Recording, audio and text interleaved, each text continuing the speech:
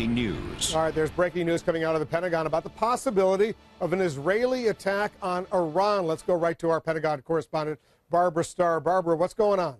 Well, Wolf, we have now confirmed from a senior administration official, Defense Secretary Panetta believes there is a strong likelihood that Israel may strike Iran's nuclear program sometime this spring. Why does the Defense Secretary believe this? The Israelis have been talking about a so-called zone of immunity. What the Israelis believe is that by this spring, that is their best chance to strike Iran's program with their weapons. After that, they believe Iran will have made enough progress that Israeli weapons cannot get to Iran's nuclear effort. It would only be U.S. weapons.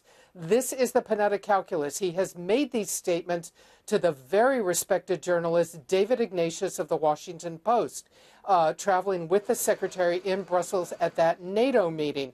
The secretary was asked about this. He has refused comment. But we have confirmed with an administration official, indeed, Secretary Panetta now has made these statements. He believes these are the potential Israeli intentions, and he believes that the intelligence that the U.S. has gathered about Israeli intentions backs this up at this point. Wolf? There was an amazing article, the cover story in the New York Times Sunday magazine about Israel's intentions by the Israeli journalist Ronen Bergman, who also concludes at the end of that article that he believes the Israelis will, in fact, launch an attack sometime in the coming months. So if Panetta is saying this, he's saying something similar to what this Israeli journalist wrote in the New York Times over the weekend. But here's the suspicion that some folks have, and let me run it by you, Barbara, and see what you think, that this is all designed psychological warfare, if you will, to put pressure on the Iranians to come around, to comply with the United Nations, the IAEA inspectors, and back down in the face of what is perceived to be an imminent threat from Israel. What are they saying about that? Yeah, absolutely, Wolf.